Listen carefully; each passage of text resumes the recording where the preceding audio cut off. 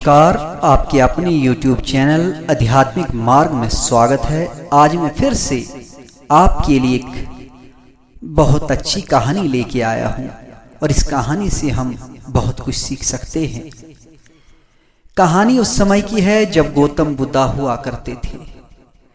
बुद्ध के समय एक डाकू हुआ करता था जिसका नाम उंगलीमाल था। वह बेहद खतरनाक था और लोगों को मारकर उनकी उंगलियों की माला बनाता था। इस वजह से उसका नाम उंगलीमाल पड़ा।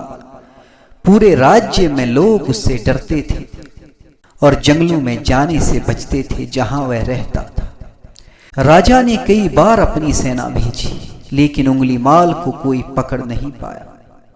उसकी क्रूरता और ताकत के सामने कोई टिक नहीं पाता था। लोग कहते थे कि वह पागल हो चुका है और उसे किसी भी हालात में रोका नहीं जा सकता। एक दिन भगवान बुद्ध उस जंगल की ओर जाने लगे जहां उंगलीमाल रहता था। लोगों ने उन्हें रोका, चेतावनी दी, महात्मा मत जाइए, वहां उंगलीमाल रहता है, वह आपको नहीं छोड़ेगा। बुद्ध मुस्कुराए और उसी दिशा में चले गए। कुछ देर आगे पहुंचे। उंगलीमाल ने जैसे ही बुद्ध को देखा वह चिल्लाया, रुको, मेरे पास आओ, नहीं तो मैं तुम्हें मार दूंगा। लेकिन बुद्ध शांति से चलते रहे। उंगलीमाल ने उन्हें रोकने के लिए दौड़ लगाई, लेकिन अजीब बात यह थी कि जितनी तेज वह दौड़ता बुद्ध उससे उतने ही दूर लगते। थक कर उंगलीमाल ने कहा, तुम क्यों नहीं रुकते?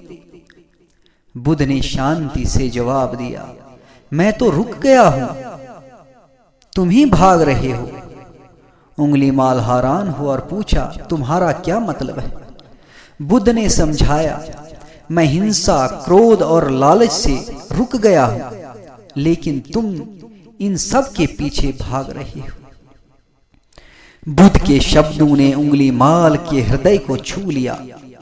उसने अपनी तलवार फेंक दी और चरणों में गिर पड़ा और कहा, मुझे बताइए, मैं अपने पापों का प्रायश्चित कैसे कर सकता? बुद्ध ने कहा, हिंसा छोड़ो, लोगों की सेवा करो और सच्चाई के मार्ग पर चलो।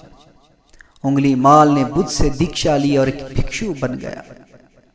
उंगलीमाल अब पूरी तरह बदल चुका था।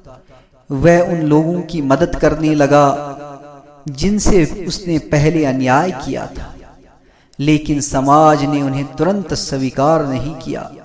लोग उसे पत्थर मारते, अपशब्द कहते।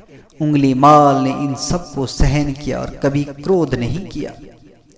एक दिन उंगलीमाल ने बुद्ध से पूछा, लोग मुझे कभी क्षमा क्यों नहीं करेंगे? बुद्ध ने कहा, उंगलीमाल, तुम्हारे कर्मों का फल तुम्हें भुगतना होगा, लेकिन तुम्हारा नया जीवन तुम्हारी आत्मा को शुद्ध कर देगा। यही सच्चा मोक्ष है।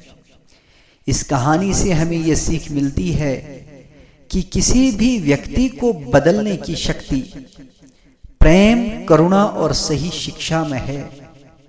पापों का प्रायश्चित सच्चाई और सेवा से ही संभव है। कोई भी इतना बुरा नहीं होता कि वह बदल ना सके।